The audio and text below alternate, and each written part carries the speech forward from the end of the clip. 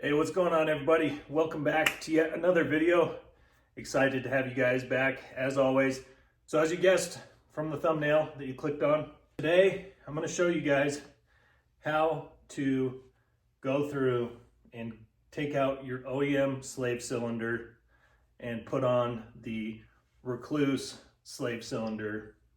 And also we decided to change up our transmission cover with the anodized gold billet aluminum from Nice CNC. Amazing work. They do incredible work for a fraction of the cost of their competitors.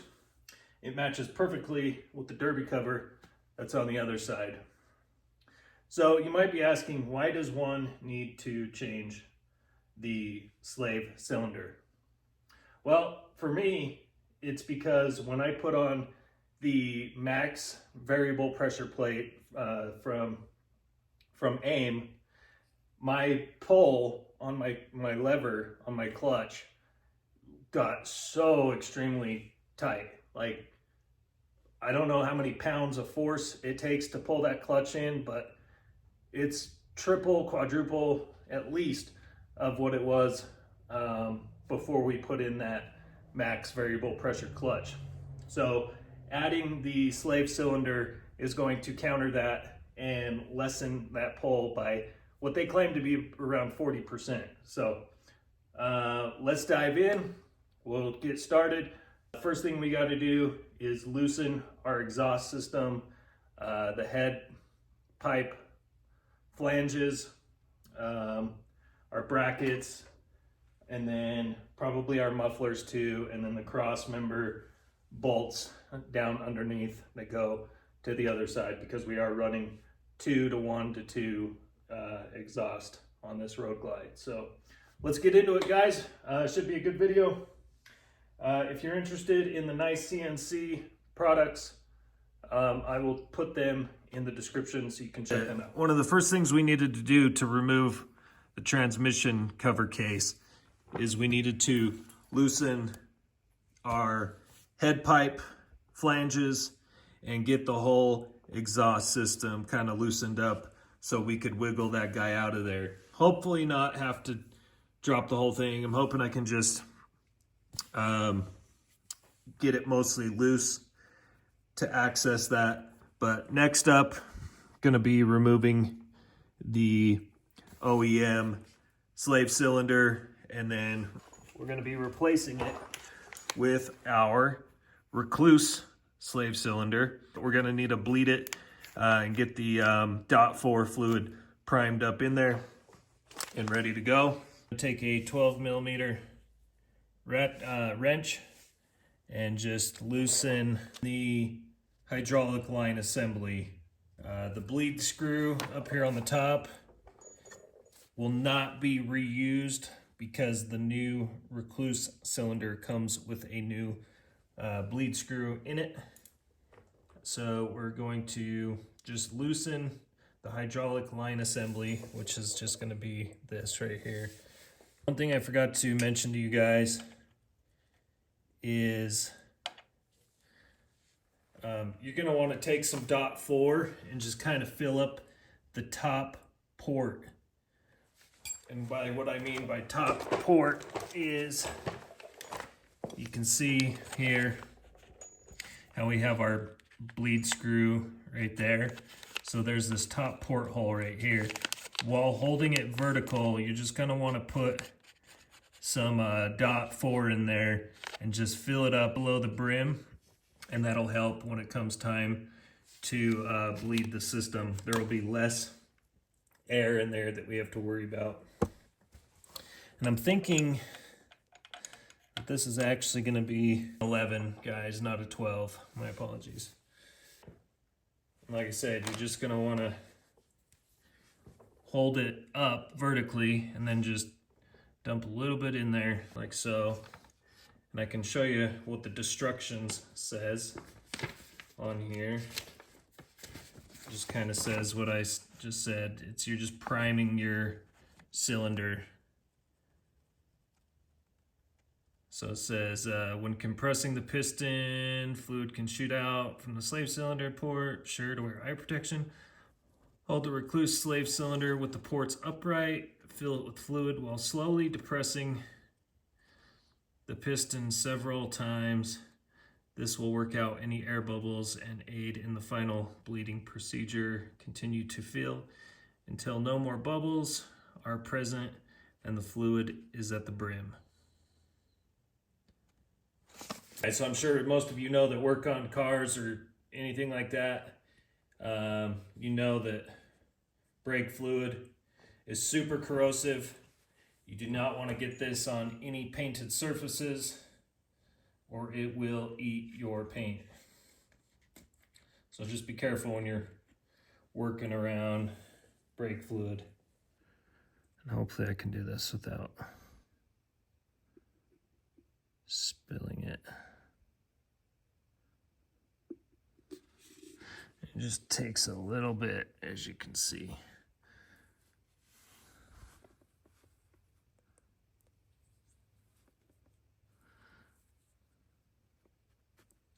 And this is the cylinder just on the back.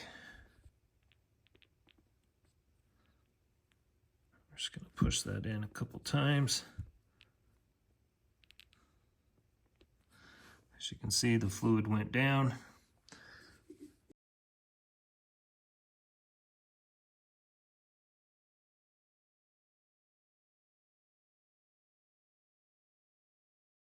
Let's set that aside. So what we're gonna do is take our 11mm wrench and we're gonna loosen this while these 3 bolts are still tight.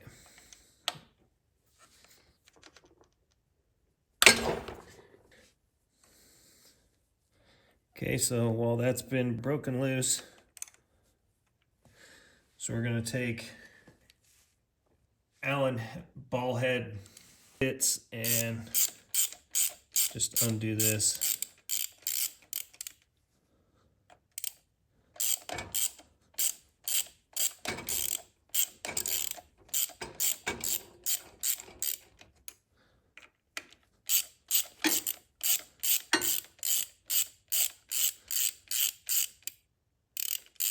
Now we're getting a little bit of leakage coming out.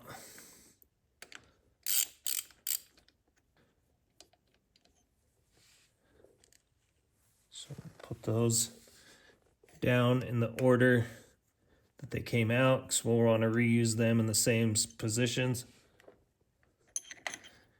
Okay.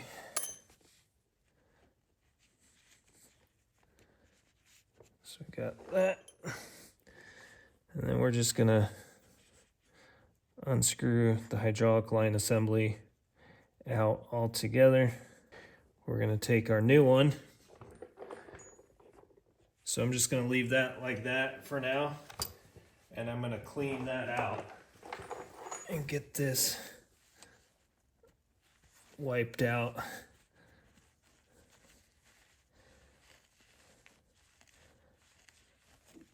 All the mating surfaces, you wanna just kind of get it cleaned up.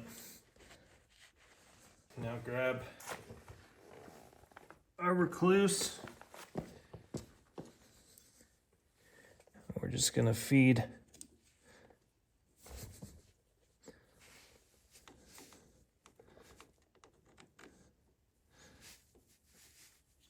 the hydraulic line assembly back into this one.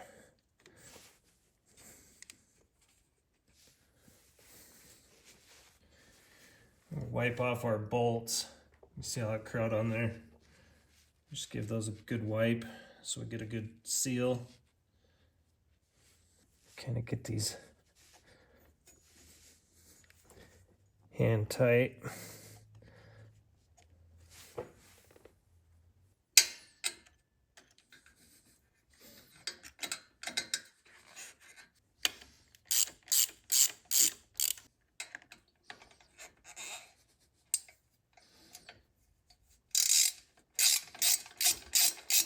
All right, so now that we got those lined up and inserted, we're going to want to go ahead and tighten this down.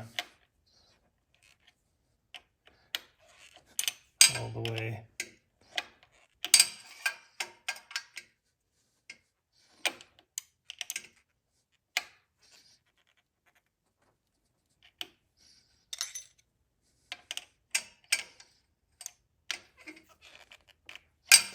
All right.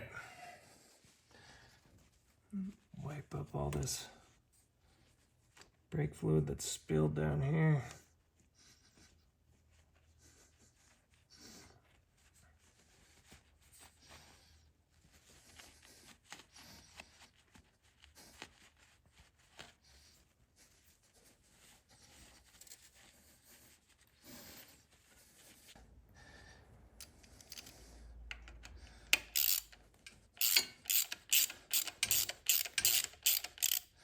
We just kind of go in a circle.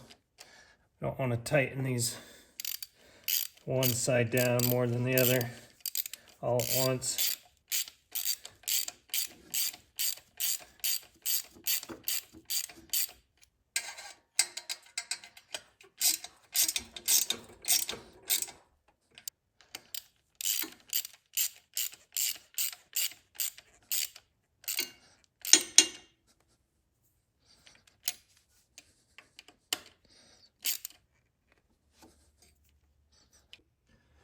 Okay, so next up, before we put the covers on, whether you're doing a clear cover like us, the aftermarket, or if you're just going to put your stock transmission cover back on, either way, we're still going to need to bleed out the line on here. And the way we're going to do that is they send you this little hose. Little vacuum hose that's going to connect to our bleeder screw there, and we're just going to hook that up on there, put it the other end into I usually just do like a little 12-ounce Coke can or something that'll hold the tube a lot more securely. I just put the other end in something like that, and then we're going to go up to the handlebars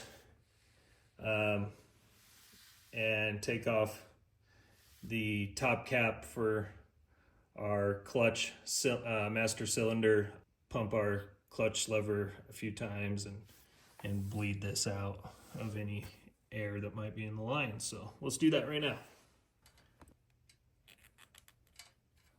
Looks like an 8mm wrench. It's gonna fit on there. All right, so we got a water bottle. And I'm just gonna take it, I'm gonna put the other end of this hose in there. Just kind of secure it. And what we're gonna do is we're gonna open this valve, this bleeder valve. But first, we gotta come up here to our master cylinder. And we're just gonna kind of apply pressure to our hydraulic lever, and that's gonna bleed out any air that's in the line. We don't want any of this brake fluid coming out and spilling everywhere when we take this cap off. So just as a precaution, I'm gonna put a towel just on my fairing there, and then on the tank, just in case a little bit splashes up or whatever when we're applying pressure to the line. We don't want it splashing up onto our paint because it is very corrosive. Take our cap off.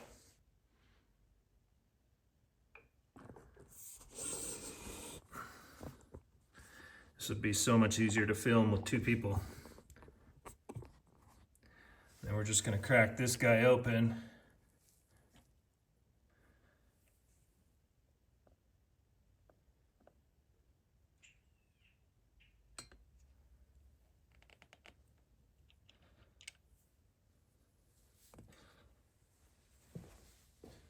you can see, got fluid coming out.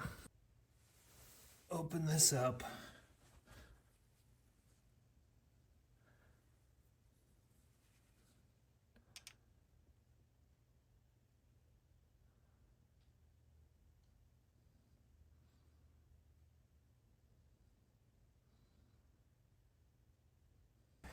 All right, so now that we got that bled out, make sure that's snug. Take our bleeder line off.